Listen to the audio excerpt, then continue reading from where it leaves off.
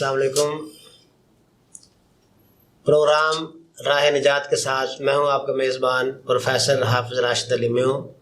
آپ دیکھ رہے ہیں FM4 کے ٹی وی۔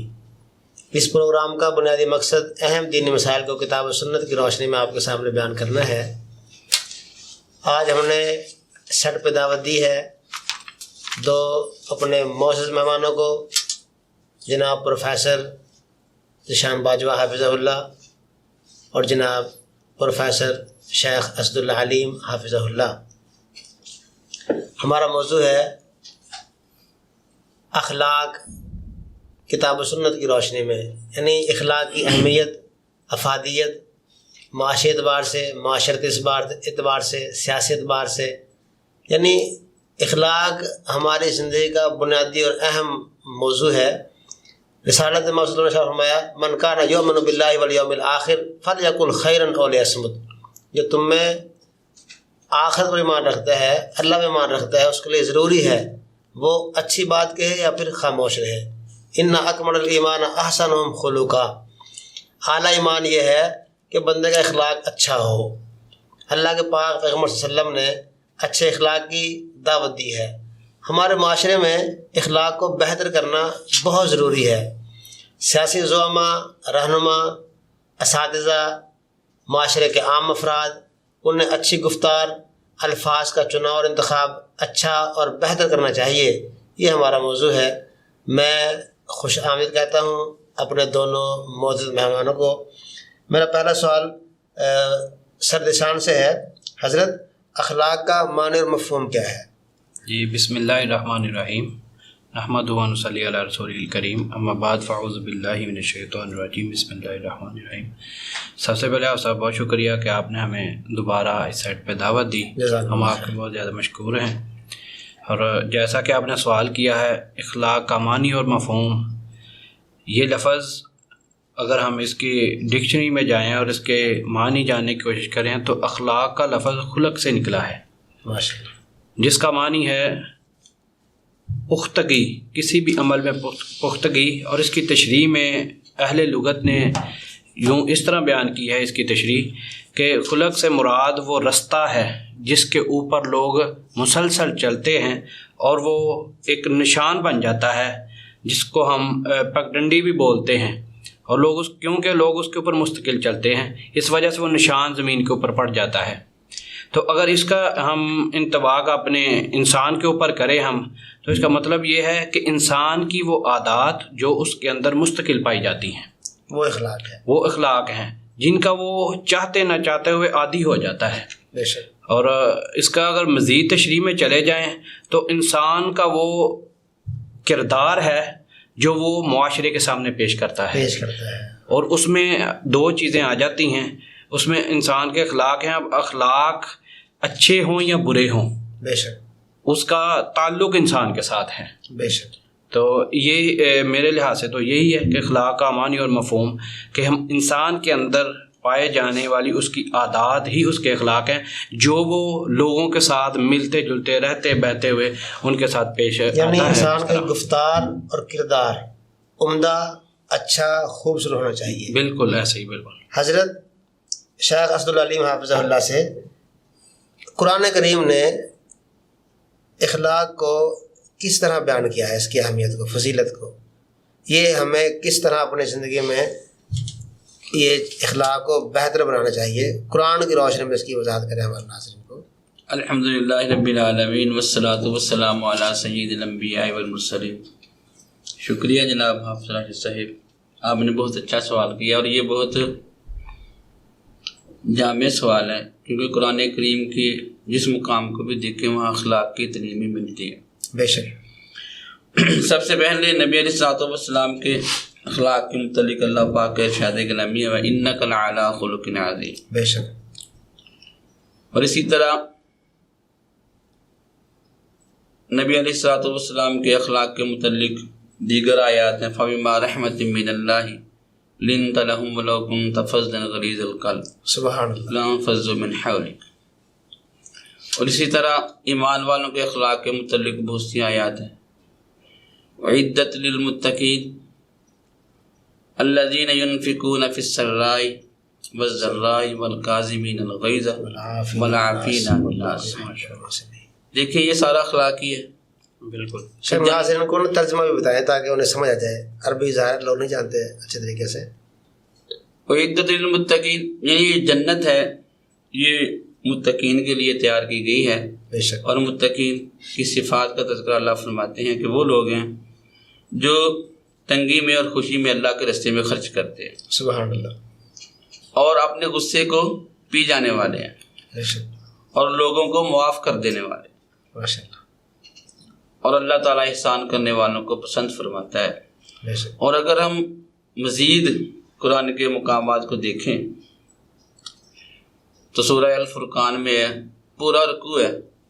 ماشاء اللہ. وَعِبَادُ الرَّحْمَنِ الَّذِينَ يَمْشُونَ عَلَى الْأَرْضِ هَوْنًا وَإِذَا خَاطَبَهُمُ الْجَاهِلُونَ قَالُوا سَلَامًا. اگر ہم اس کا ترجمہ کرنا شروع کر دیں تو یہ ایک بہت طویل لمبا گفتگو ہے. ہوگی. اگر اس کے علاوہ میں اشارے کر رہا ہوں اس لیے کہ وقت کم ہے. بے شک. اسی طرح سورہ الحجرات ہے، وہ سارے اخلاقی پہلو ہیں. سب سے پہلے آقا علیہ الصلوۃ والسلام کے آداب بیان ہوئے، پھر ایمان والوں کو اللہ پاک نے 5 مرتبہ اس سورہ مبارکہ میں مخاطب کیا. سبحان اللہ. تو ہمیں یہ اخلاق کا درس دیا قرآن مجید نے. تو یہ ثابت ہو جاتا ہے کہ قرآن کریم میں اور پھر جب سورہ المومنون شروع ہوتی ہے قد افلح المومنون، وہ بھی سارے اخلاقی پہلو ہیں. یعنی کہ شیخ خلاصہ کریں یعنی قرآن نے کس طرز کا ہمیں اخلاق اڈاپٹ کرنے کی دعوت دی ہے. خلاصہ عام الفاظ میں. بالکل. پھر یعنی وہ یہی ہے کہ سچائی کے پہلو کو اپنائیں، سچ بولے، عاجزی پیدا کریں، اپنے میں تواضع لے کے آئیں، تکبر سے اجتناب کریں، تکبر سے اجتناب کریں. اور اسی طرح قرآن کریم نے جو ہمیں رہنمائی فرمائی ہے اگر اس کی جائیں تو یہی ہے کہ معاف کریں. یہ اپنے اندر یہ جذبہ پیدا کرے معافی کا. اور اپنے اندر دیکھیں اخلاق بہتر کب ہوگا جب خوف ہوگا. بے شک. اللہ کا خوف پیدا کرے دل میں اور اللہ کی رحمت کی امید پیدا کرے. یہ قرآن پاک کی تعلیم کا خلاصہ ہے ہمارے سامنے. تقوی پیدا کرے، بے شک. اللہ سے ڈرنے کا جذبہ پیدا کرے. تو اس کے بارے میں بہت ساری آیات ہیں. حلم بردباری کے بارے میں بہت سی آیات ہیں.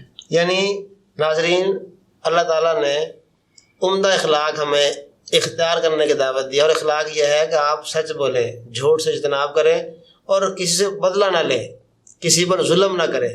اگر کوئی آپ پر ظلم کرتا ہے صبر کریں، اسے معاف کر دیں. رسالت میں آپ نے ارشاد فرمایا جو بندہ حق پہ ہوتے ہوئے پیچھے ہٹ جاتا ہے اللہ تعالیٰ اس کے لیے جنت کے اندر محل بنائے گا. میرا تیسرا سوال ہوگا بھائی ذیشان سے کہ اللہ کے پاک پیغمبر نے اخلاق کو کس طرح بیان فرمایا ہے؟ جی ماشاءاللہ، جس طرح حافظ صاحب بیان کر رہے تھے قرآن کی روشنی میں اخلاق کے پہلو اور بہت ساری آیات انہوں نے ان کا حوالہ بھی دیا. اسی طرح قرآن پاک کے اندر اللہ رب العزت نے فرمایا کہ انک لعلی خلق عظیم. بے شک. اور احادیث کی روشنی میں نبی پاک صلی اللہ علیہ وسلم کے بارے میں کہ انما بعثت لاتمم مکارم الاخلاق، آپ کو تو اخلاق کے جتنے پہلو ہیں جو ایک انسان کے ساتھ منسلک ہیں، بے شک، ان تمام اخلاقیات کا منبع ہیں آپ. نبی رحمت کی ذات ان کا منبع ہے. بے شک. وہ زندگی کا جون سا مرضی شعبہ ہو نبی علیہ الصلوۃ والسلام کی حیات مبارکہ میں اس کے لیے ہمارے لیے مکمل رہنمائی ہے ہمارے پاس. تو اس لحاظ سے اگر دیکھیں تو بے شمار احادیث آپ دیکھیں کہ نبی پاک صلی اللہ علیہ وسلم نے فرمایا المسلم من سلم المسلمون من لسانہ و یدہ. دیکھیں میں سمجھتا ہوں کہ اخلاق کا جو سب سے پہلا ایک بنیادی حصہ ہے اس میں زبان کا بڑا کردار ہے. بے شک. تو نبی رحمت نے فرمایا کہ مسلمان وہ ہے جو اپنی جس کی زبان سے دوسرا مسلمان محفوظ ہے. زبان سے اور ہاتھ سے. دوسرا حصہ یہ کہ اس کے ہاتھ سے. یہی دو چیزیں ایسی ہیں کہ جب بندہ کسی کے ساتھ ملتا ہے، بیٹھتا ہے یا کسی کے ساتھ زد و کوب ہوتا ہے تو ان دونوں چیزوں کا استعمال بہت زیادہ ہوتا ہے. تو اللہ کے نبی نے اس طرح رہنمائی فرمائی. اور ایک جگہ اور فرمایا کہ نبی صلی اللہ علیہ وسلم نے فرمایا المسلم علی مسلم مسلم حرام. ایک مسلمان کی دوسرے مسلمان کے اوپر چیزیں حرام ہیں. کون سی ہیں؟ فرمالہ دمہ و ارضہ. اس کا مال. دیکھیں مال ایک ایسی چیز ہے کہ جس کے اوپر میرا خیال ہے اخلاقیات کی بہت ساری حدوں کو توڑ دیا جاتا ہے. بے شک. انسان پیسے کی چمک کو دیکھ کر بے شک بندہ اخلاق کے بہت سارے پہلوؤں کو توڑتا ہوا نظر آتا ہے. اسی طرح مال ہو و دم ہو، خون بہا کس لیے ہے؟ بھائی بھائی کا گلا کاٹ رہا ہے اور لوگ آپس میں دست و گرو باہ کیوں ہیں؟ خون بہا رہے ہیں، بھائی بھائی کا خون بہا رہا ہے اور ایک دوسرے سے لڑائیاں ہیں کس مال کے اوپر. بے شک. وَإِرْزُهُ بڑی اہمیت کی حامل چیز ہے کہ دیکھیں اللہ کے نبی کے بارے میں حضرت انس بن مالک رضی اللہ عنہ سے پوچھا گیا کہ نبی صلی اللہ علیہ وسلم کے اخلاق کے بارے میں جب پوچھا گیا تو وہ ایک ایسی ہستی ہیں کہ جنہوں نے 10 سال اللہ کے نبی کی خدمت کی ہے. بے شک. اور اللہ وہ فرماتے ہیں کہ پیارے پیغمبر میں نے 10 سال میں ایک دفعہ بھی مجھے سخت جو ہے نا وہ الفاظ سے مجھے بلایا نہیں ہے. بے شک. اف تک بھی نہیں کہا مجھے. اف تک نہیں کہا. تو یہ ایک عرصہ ہے زندگی کا. پیغمبر کی 10 سال خدمت کی، آپ نے اف تک نہیں ڈانٹا، نہیں آپ ڈانٹا نہیں ہے. یہ ہے اخلاق. ایسا ہی نہیں تبدیلی آ گئی، اس میں انسان کا عمل بہت بڑا کردار ادا کرتا ہے. تو نبی رحمت صلی اللہ علیہ وسلم کی اس حوالے سے حدیث بے شمار ہیں انشاءاللہ. یعنی یہ ثابت ہوا کہ ہمیں کسی سے بحیثیت مسلمان اچھے اخلاق کی یہ دلیل ہے کہ ہمیں کسی کا ناحق مال نہیں کھانا چاہیے، کسی کا مال نہیں دبانا چاہیے، ہمیں کسی سے تعصب، بغض، حسد نہیں کرنا چاہیے، ہمیں کسی کو بے یار و مددگار نہیں چھوڑنا چاہیے، ہمیں کسی دوست کو دشمن کے حوالے نہیں کرنا چاہیے. ہمیں اخلاق یہ ہے کہ آپ لوگوں کی رہنمائی کریں، مدد کریں، ہیلپ کریں، تعاون کریں، سیدھے راستے کی طرف ان کے رغبت دلائیں، نیکی کی دعوت دیں، برائی سے منع کریں. یہ اخلاق ہے. حضرت یہی سوال میں آپ سے رکھوں گا. شیخ مزید رسالت مآب نے اپنی عملی زندگی سے، یعنی آپ کی سیرت سے جو پہلو ہے اخلاق کے، وہ ہمیں بیان کریں برائے مہربانی.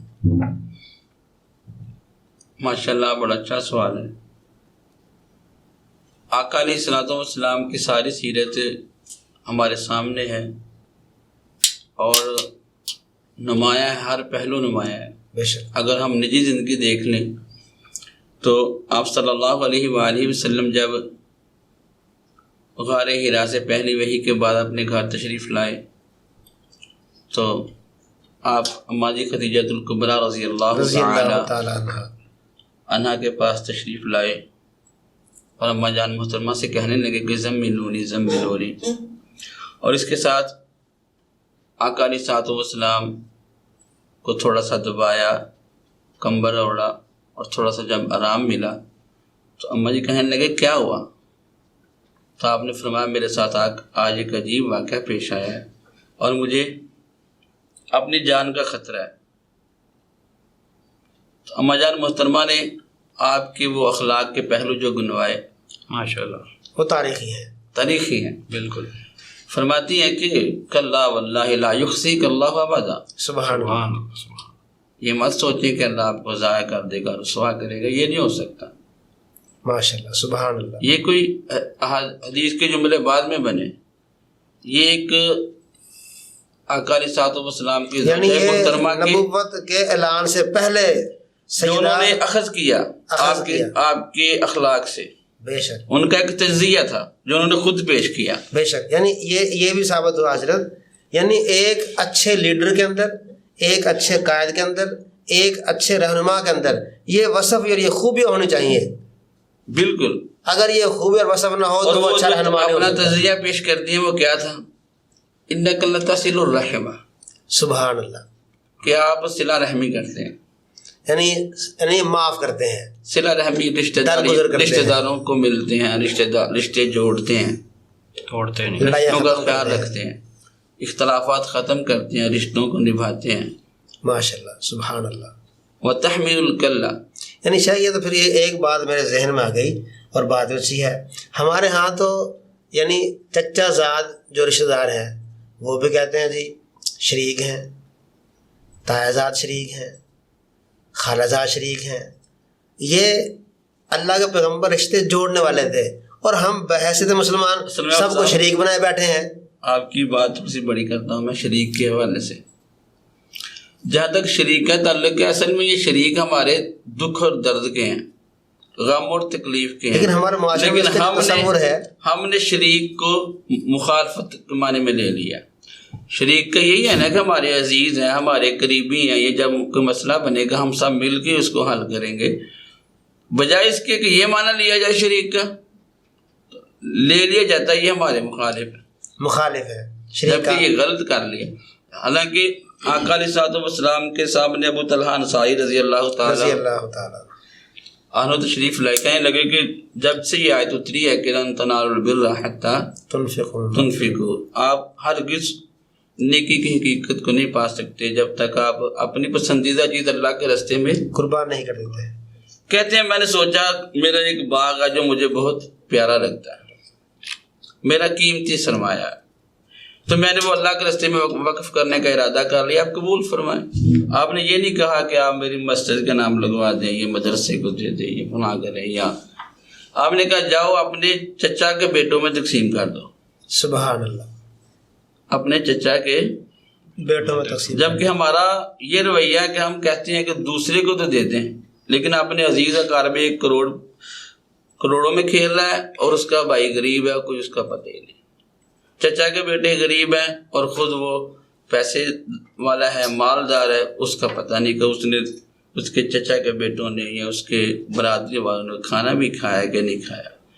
تو یہ ہمارا خیال ہے اپنوں کے بارے میں، جب بلکہ ہمارے ہاں تو حضرت یہ رواج بن گیا ہے کہ اپنوں کو جتنا ہو سکتا ہے نقصان پہنچائیں، اور سوچ ہے معاشرے میں، صحیح بات، اور موجود ہے، اسے انکار ممکن نہیں ہے۔ ان کو تکلیف میں دیکھ کے ہم کہتے ہیں ٹھیک ہے ان کے ساتھ ایسا ہی ہونا چاہیے، کیا ہوا یار، یہ ہماری پہلی خوبی جو حضرت خدیجہ بیان فرما رہی ہیں وہ یہی ہے کہ آپ کیسے ضائع ہو سکتے ہیں، آپ رشتوں کا اتنا خیال رکھتے ہیں، انک لتصل الرحم وتحمل الکلہ۔ حضرت صلہ رحم کے بارے میں حدیث ہے، میرے ابھی علم میں آئی کہ اللہ کے نبی کے پاس ایک بندہ ہے، کہتا ہے یا رسول اللہ میں نے بہت بڑا گناہ کیا ہے، ذنب عظیم فحل توبہ، کیا میری توبہ قبول ہو سکتی ہے؟ آپ نے فرمایا تیری ماں زندہ ہے؟ کہتا نہیں۔ فرمایا تیری خالہ زندہ ہے؟ کہتا ہاں۔ آپ نے فرمایا اس سے خدمت کر، اللہ تیرے یہ گناہ ختم کر دے گا، یعنی صلہ رحمی کرنے سے گناہ ختم ہوتے ہیں۔ بے شک، بڑی پیاری حدیث ہے ماشاءاللہ۔ تو یہ ایک چیز تھی آپ کی سیرت سے جو آپ نے سوال کیا تھا، مستقسب المعدوم، اور جن کا کمانے والا کوئی نہیں آپ ان کو کما کے کھلاتے ہیں۔ بے شک، غریبوں کا ماوا، ضعیفوں کا ملجا۔ اور اسی طرح آپ وتقری الضیف، مہمان کی مہمان نوازی کرتے ہیں۔ یہ جو میڈیا کا دور آ چکا ہے نا، بس اس قدر مگن ہے سب لوگ کہ مہمان آ جائے تو تنگ پڑتے ہیں کہ جلدی جائے اور ہم اپنی معمولات کی زندگی گزاریں، اور ٹائم نہیں ہوتا اس کے پاس بیٹھنے کے لیے، اس کو دینے کے لیے۔ مہمان اللہ کی رحمت ہے، اور اللہ کی رحمت کو ہم اس طرح اپنے سے دور کر لیں۔ اور نبی علیہ الصلوۃ والسلام کی زوجہ محترمہ نے جو صفت بیان فرمائی وہ یہی ہے کہ آپ کیسے ضائع ہو سکتے ہیں، بے شک یہ خیال چھوڑ دیجئے۔ اور آپ کیوں کہ آپ مہمانوں کی عزت کرتے ہیں، مہمان نوازی کرتے ہیں، ان کا وقار کے ساتھ پیش آتے ہیں، ان کی عزت کرتے ہیں۔ تو یہ ایک ایسا عمل ہے کہ ہم مسلمان بطور معاشرہ کیوں ضائع ہو رہے ہیں؟ ضائع ہونے والے کام ہم نے شروع کر دیے، اخلاقی پہلو چھوڑ دیے۔ بے شک یہ جب آئیں گے تو ہم ضائع نہیں ہوں گے، صحیح بات، ہماری ہماری عزت و وقار دوبارہ لوٹ آئے گی۔ یہ کچھ چیزیں ہیں نا جن کی وجہ سے ہماری عزت چلی گئی، بے شک ہم اوج ثریا کی بلندیوں سے تحت الثری میں آ گئے۔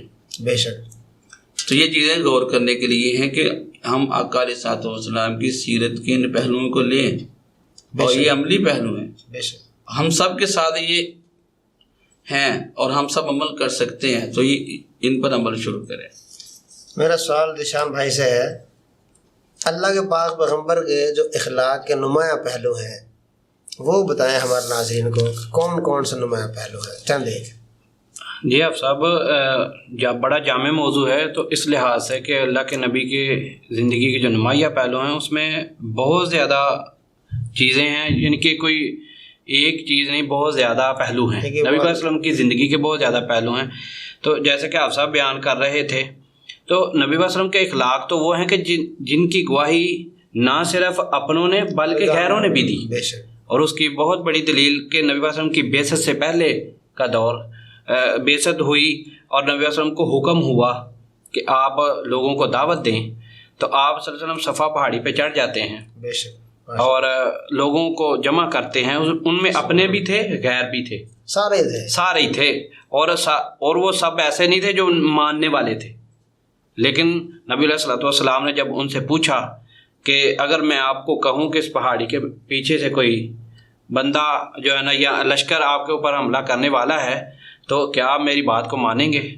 تو یقین کر کے جانیں یہ ایک ایسا سوال تھا, یہ سمجھ لیں کہ ایک پوری دنیا کے سامنے تھا. سب نے یک زبان میں کہا بالکل جی بالکل مان لیں گے, کیوں کہ ہم نے آپ کو ہمیشہ صادق اور امین پایا ہے. یہ نبی اکرم کے اخلاق کی گواہی ہے. بے شک. تو اس لیے نمایاں پہلو بہت زیادہ ہیں. ہم دیکھیں باتوں سے بڑی ہوتی ہے کہ ماننا اس وقت بہت مشکل تھا, اس وجہ سے بھی کہ قریش پر کوئی حملہ نہیں کر سکتا تھا. بے شک. کہ جب اس سے ابرا نے حملہ کیا اس سے پہلے تو ان کا انجام دیکھا تو لوگ ڈرتے تھے, لیکن اس کے باوجود انہوں نے آپ کے کہنے پہ مان لیا. اگر آپ کہیں گے تو ہم مان لیں گے, کیونکہ آپ سے کبھی جھوٹ نہیں بولا. ممکن نہیں ہے ویسے, لیکن ہم مان لیں گے. یعنی اللہ کے پیغمبر کے یہ اخلاق کے نمایاں پہلو ہے کہ آپ طائف میں دعوت دینے لگے, جی لوگوں نے پتھر مارا, آپ کو لہو لہان کر دیا, آپ نے انتقام نہیں لیا, بدلہ نہیں لیا. جب مکہ فتح ہوا طاقت بھی تھی, روب بھی تھا, پاور بھی تھی, لشکر بھی تھا, چاہتے بدلہ لیتے, مگر آپ نے لا تسریب علیکم اليوم, اس دن سب کو معاف فرمایا. وہ جو مسجد میں ایک بندہ پیشاب کرنے کے لیے آیا, پیشاب کر بھی دیا, رسالت میں آپ نے اسے ڈانٹا نہیں, ڈپٹا نہیں, اور کسی کو ڈانٹنے نہیں دیا, بلکہ اسے یہ بتایا بڑے اچھے طریقے سے بھائی یہ نماز پڑھنے کی جگہ ہے, پیشاب کی جگہ نہیں ہے.